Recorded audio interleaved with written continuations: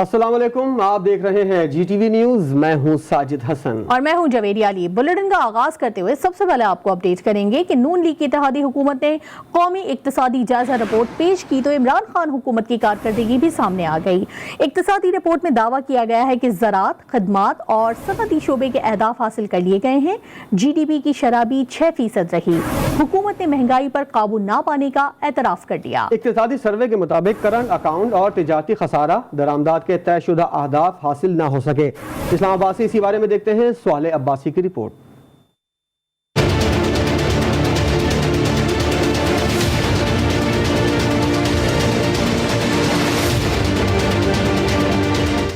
जुम्मा 4 दिन की इत्तेहादी हुकूमत PTI की साबिका हुकूमत की कामयाबियों पर शादियाने बजाने लगी। नून लीग के वजीर खजाना ने दीगर रहनुमाओं के साथ इक्तिसादी जायजा रिपोर्ट पेश की तो इमरान खान की हुकूमत की कारकर्दगी खुद ब खुद सामने आने लगी। पेश करदा इक्तिसादी सर्वे में हुकूमत ने एतराफ़ किया कि GDP, ज़राअत, खिदमात और सनती शोबे में मुकर्ररा अहदाफ हासिल कर लिए गए। 4.8% का हदफ रखे जाने वाले GDP ने 6% की बुलंद सतह हासिल की। ज़राई शोबे में भी शानदार तरक्की देखी गई। 3.5 की शरह नमू 4.4% रिकॉर्ड की गई। सनती शोबे में भी 7% से ज़ायद तरक्की हुई। खिदमात के शोबे में तरक्की 6% की शरह को पार कर गई। इक्तिसादी सर्वे के मुताबिक महंगाई, करंट अकाउंट और तिजारती खसारा, दरामदात के तयशुदा अहदाफ हासिल न हो सके। बचत, सरमायाकारी समेत गंदम और कपास के पैदावारी अहदाफ भी हुकूमत की पहुंच से दूर रहे। रिपोर्ट के मुताबिक महंगाई की औसत शरह 8% के बजाय 13% से भी ज्यादा रही। मजमूई सरमायाकारी के हदफ में भी हुकूमत को कामयाबी न मिल सकी। मार्च 2022 तक मुकामी कर्ज का हजम 28,000 अरब रुपए से जायद रहा।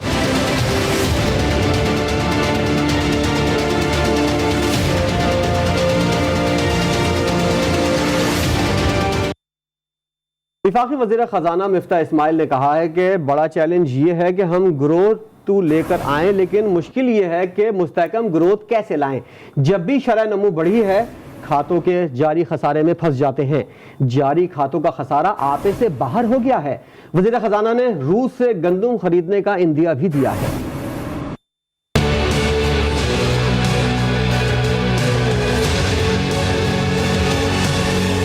जब भी हम थोड़ी सी ग्रोथ करते हैं, हम करंट अकाउंट डेफिसिट में फंस जाते हैं। वही मसला है कि जैसे ही ग्रोथ आपकी आई है, आपका करंट अकाउंट डेफिसिट जो है वो आपे से बाहर हो गया है और आपको डॉलर बैलेंस ऑफ पेमेंट का क्राइसिस आ गया है। ये इंपोर्ट बड़ी तेजी से बढ़ी है, तकरीबन 48% पिछले साल के मुकाबले में बढ़ी है। एक्सपोर्ट भी बढ़ी है, लेकिन एक्सपोर्ट जाहिर है कि सिर्फ 28% बढ़ी। ये एक बहुत बड़ा लम्हा फिक्रिया है हमारी कौम के लिए कि हम 40% अपना इंपोर्ट जो है वो अपने एक्सपोर्ट से फाइनेंस कर सकते हैं। 60% के लिए हमको या रेमिटेंस पे या कर्जों पे रिलाई करना हो। इस वक्त पिछले मार्च में जैसा कि आप जानते हैं कि 5.6 बिलियन डॉलर से आपका रिजर्व कम हुआ। पाकिस्तान की मईशत का सिमत है, अब उसको सुधारने की जरूरत है। गंदम भी आज इंपोर्ट करनी पड़ रही है। इस साल 3 मिलियन टन गंदम हम इंपोर्ट करेंगे। इस वक्त हमने पहला जो अप्रूवल दिया G2G निगोशिएशन का, वो रशिया से दिया है।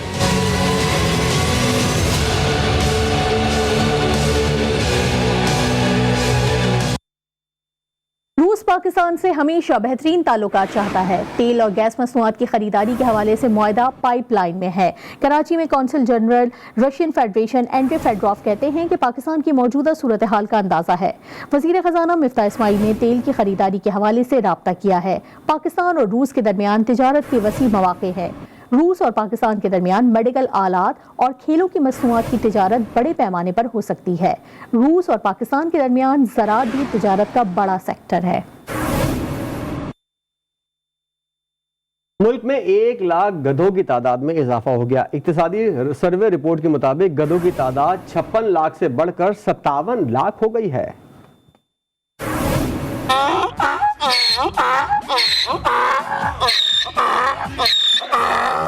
मासूम सा जानवर, बदने अजीज की ऐसी मखलूक जो शायद सबसे ज्यादा जफाकश और खामोश तबा है। इस बेजरर जानवर पर जितना भी बोझ लाद दें, कभी चू नहीं करेगा और बदले में मालिक से खाने के लिए मांगेगा तो सिर्फ घास फूस। और तो और भूखा प्यासा भी हो तो मालिक को कभी मायूस नहीं करता। जी हाँ, बिल्कुल सही समझे आप। यहाँ बात हो रही है गधे की, जिनकी तादाद मुल्क में मजीद 1 लाख बढ़ गई है। इक्तिसादी सर्वे रिपोर्ट के मुताबिक मुल्क में गधों की तादाद में मुसलसल तीसरे साल भी इजाफा रिकॉर्ड किया गया। रवा माली साल गधों की तादाद 1 लाख से बढ़कर 57 लाख हो गई। दस्तावेजात के मुताबिक गुज़िश्ता माली साल में गधों की तादाद 56 लाख थी। गधों की 100 बुराइयां करने वाले ये क्यों भूल जाते हैं कि अमेरिका में डेमोक्रेटिक पार्टी का इंतखाबी निशान भी ये मासूम जानवर ही है, जो शायद उसके मालिक से वफादार होने और उसकी मेहनत पसंद तबीयत से मुतासर होकर रखा गया है।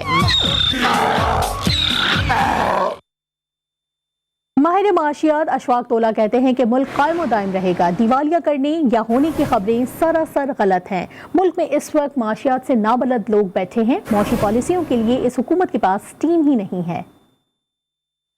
जो फैला रहे हैं उनको कोई मईशत का कोई तजर्बा नहीं है। ये सिर्फ छोटे मोटे कोई जहन रखने वाले लोग हैं जिनको पाकिस्तान की मईशत के बारे में कुछ नहीं पता। ये सिर्फ अपनी ईगो और अना की खातिर ये सारी ऐसी बातें करते हैं कि पाकिस्तान बैंकरप्ट हो जाएगा और पाकिस्तान में प्रॉब्लम आएगा। पाकिस्तान कहीं इंशाल्लाह बैंकरप्ट नहीं होगा।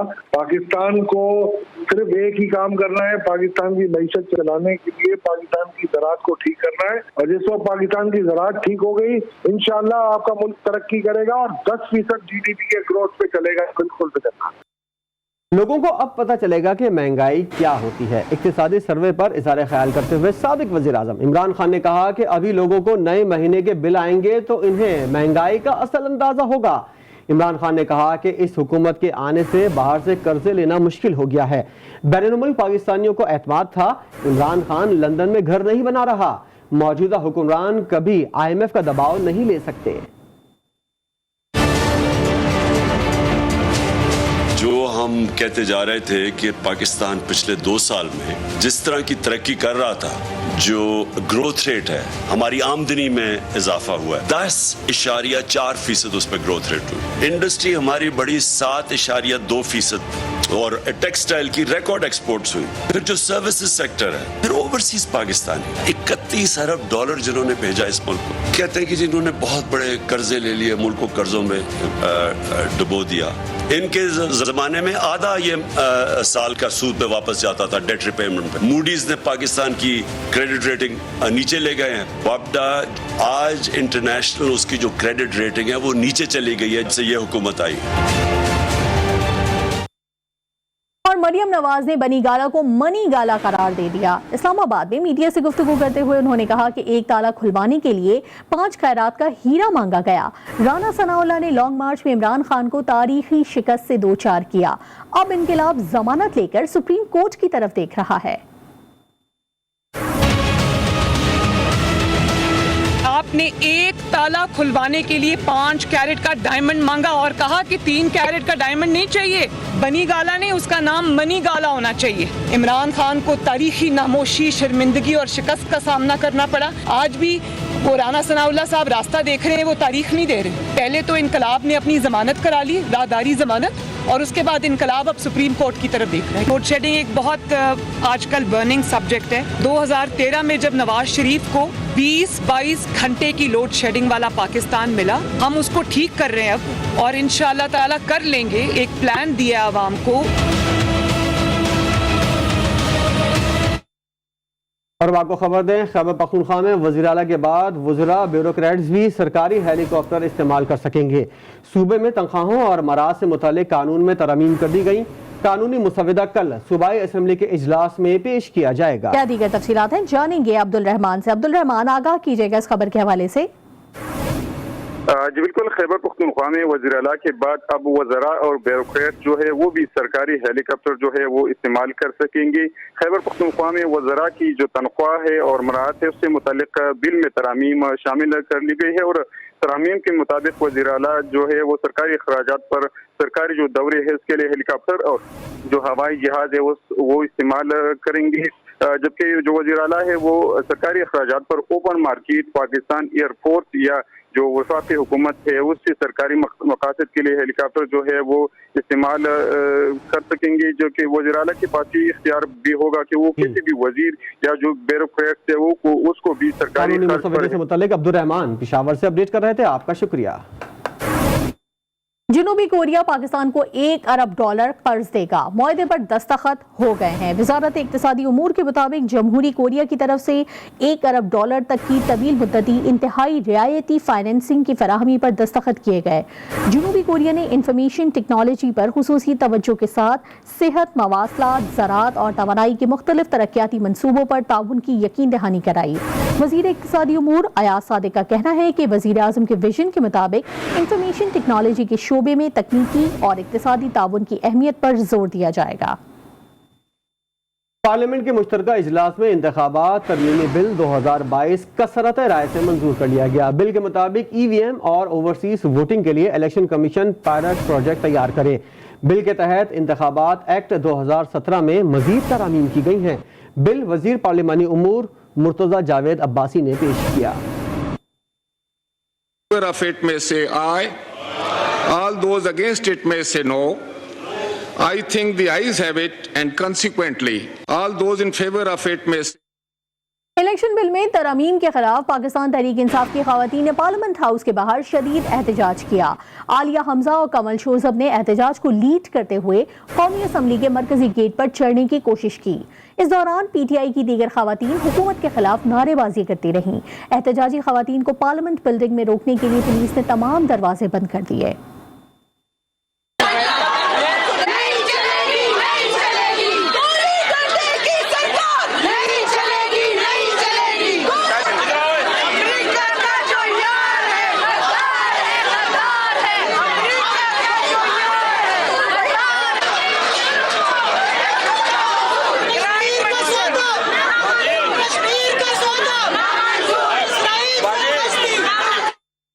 ہم تحریک انصاف والوں کو استعفوں کی تصدیق کے لیے بلا رہے ہیں۔ استعفوں کے لیے نہ آنے والی خواتین نے آج پارلیمنٹ پر دھاوا بول دیا۔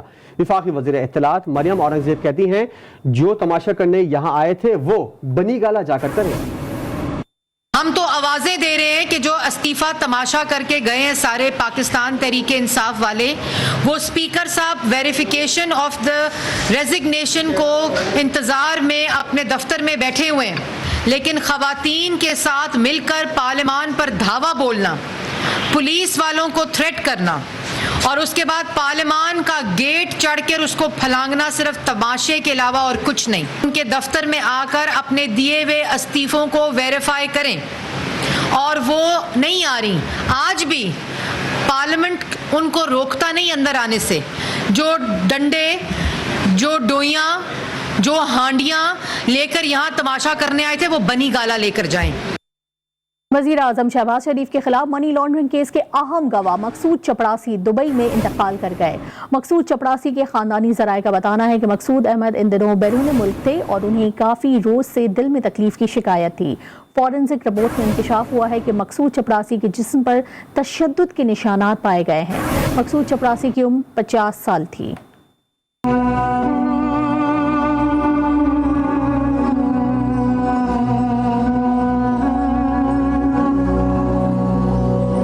کو صرف تو اپنے رب کے حضور معافی کا خواستگار اور توبہ کا طلبگار ہوں۔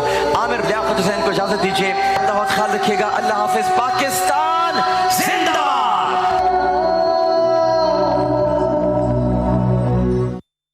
رکن قومی اسمبلی اور معروف ٹی وی میزبان ڈاکٹر عامر لیاقت حسین کراچی میں انتقال کر گئے۔ وہ اپنے گھر میں مردہ پائے گئے۔ ڈاکٹروں کا کہنا ہے کہ عامر لیاقت حسین کو مردہ حالت میں اسپتال لایا گیا۔ ڈاکٹر عامر لیاقت حسین کی میت کو پوسٹ مارٹم کے لیے جناح اسپتال پہنچایا گیا، لیکن ان کے اہل خانہ نے پوسٹ مارٹم کرانے سے انکار کر دیا۔ مرحوم عامر لیاقت حسین نے 3 شادیاں کی تھیں۔ ان کی پہلی بیوی بشرا اقبال سے ان کا ایک بیٹا اور بیٹی شامل ہیں۔ ڈاکٹر عامر لیاقت حسین کی عمر 49 برس تھی۔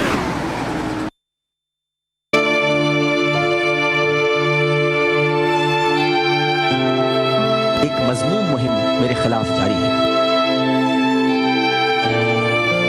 عامر لیاقت حسین جا رہا ہے۔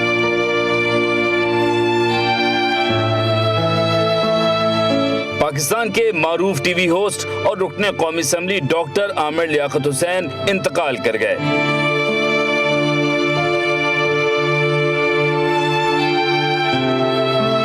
आमिर लियाकत हुसैन को मुर्दा हालत में अस्पताल लाया गया, जहां डॉक्टर्स ने उनकी मौत की तस्दीक कर दी। आमिर लियाकत हुसैन के इंतकाल की खबर जंगल की आग की तरह पूरी दुनिया में फैल गई। आमिर लियाकत हुसैन की मौत की वजह मालूम करने के लिए उनकी मैयत जिना अस्पताल मुंतकिल की गई, लेकिन उनके अहल खाना ने पोस्टमार्टम कराने से इनकार कर दिया। आमिर लियाकत हुसैन की तदफीन अब्दुल्ला शाह गाजी के मजार के अहाते में की जाएगी।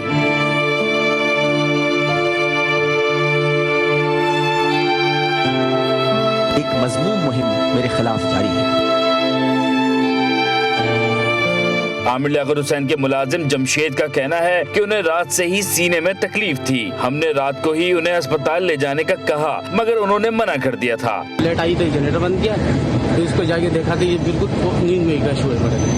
हमने पानी डाला, होश नहीं था इसको। घर में एम्बुलेंस फोन किया, हमने गाड़ी बाहर निकले, वो दुकानदारों को बुलाई, डॉक्टर साहब की तबीयत खराब होगी, आप एम्बुलेंस को बुला लो, हमारे को नंबर पता नहीं। उन्होंने गाड़ी मंगाई, हमारे फोन किया, गाड़ी आई, गाड़ी पर डाल इधर लगे, इधर आगे बगे। पुलिस का कहना है कि आमिर लियाकत हुसैन के घर से शवाहिद जमा किए जा रहे हैं। उनके मुलाजमीन और ड्राइवर से बयानात लिए जाएंगे। आमिर लियाकत हुसैन गुज़िश्ता कुछ अरसे से निजी जिंदगी में शदीद मसाइल से दो चार थे। आमिर लियाकत ने पहली शादी डॉक्टर बुशरा इकबाल से की थी, जिनसे उनका एक बेटा और एक बेटी है, जिनकी उम्रें 20 साल से जायद हैं। बुशरा इकबाल से तलाक के बाद आमिर लियाकत ने तूबा अनवर और फिर दानिया बीबी से शादी की थी, जो चंद महीनों में ही खत्म हो गई थी। आमिर लियाकत हुसैन के इंतकाल के बाद उनकी रिहाइशगाह पर अवाम की बड़ी तादाद जमा हो गई। डॉक्टर आमिर लियाकत हुसैन के इंतकाल पर स्पीकर राजा परवेज अशरफ ने कौमी असम्बली का इजलास मुलतवी कर दिया।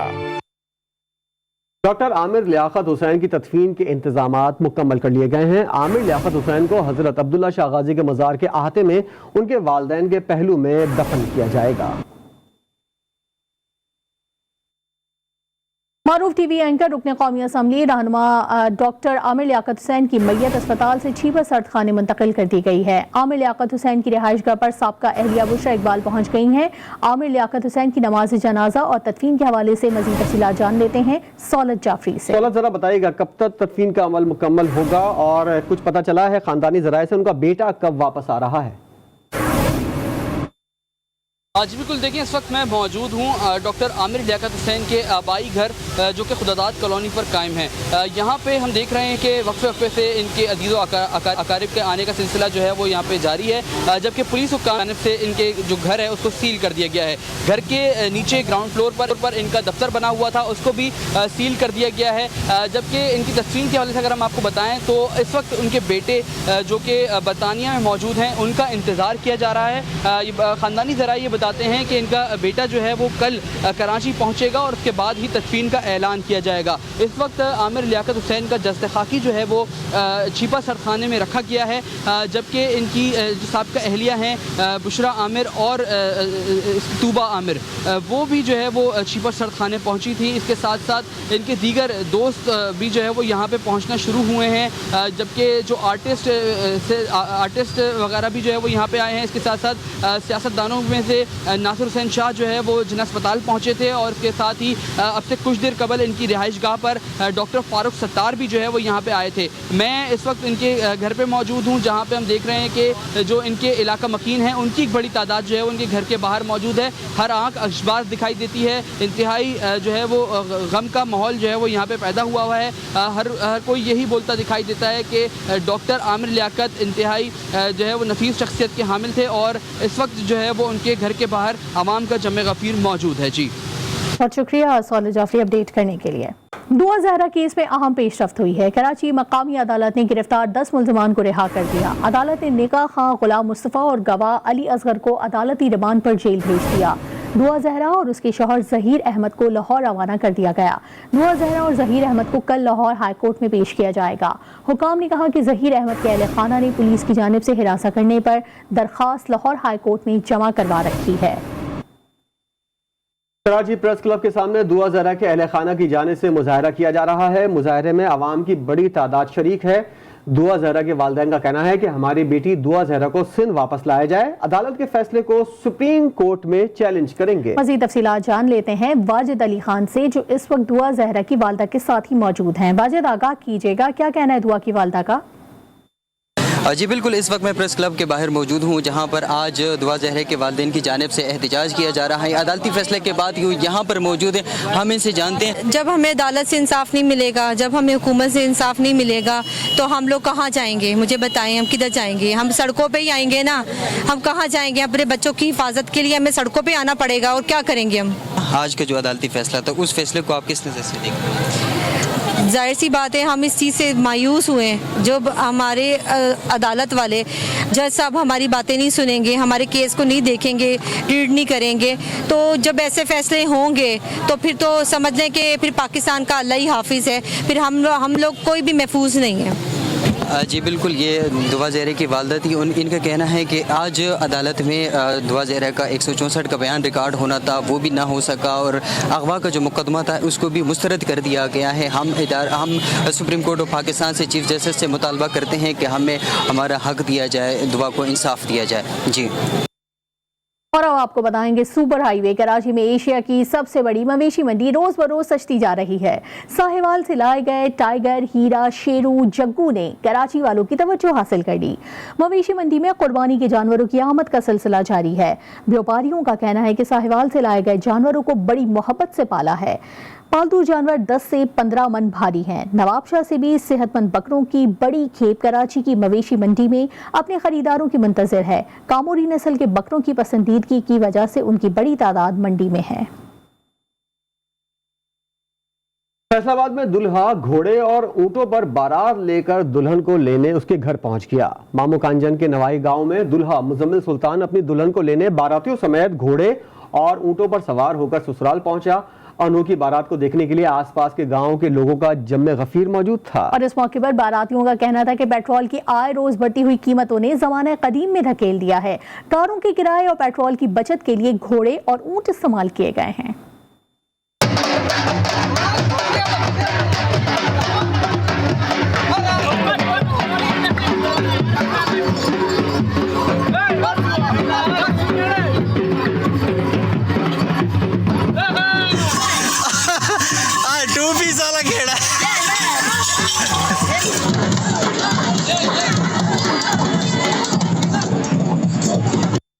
ایک بریک کے بعد حاضر ہوں گے ہیڈ لائنز کے ساتھ، دیکھتے رہیے GTV نیوز۔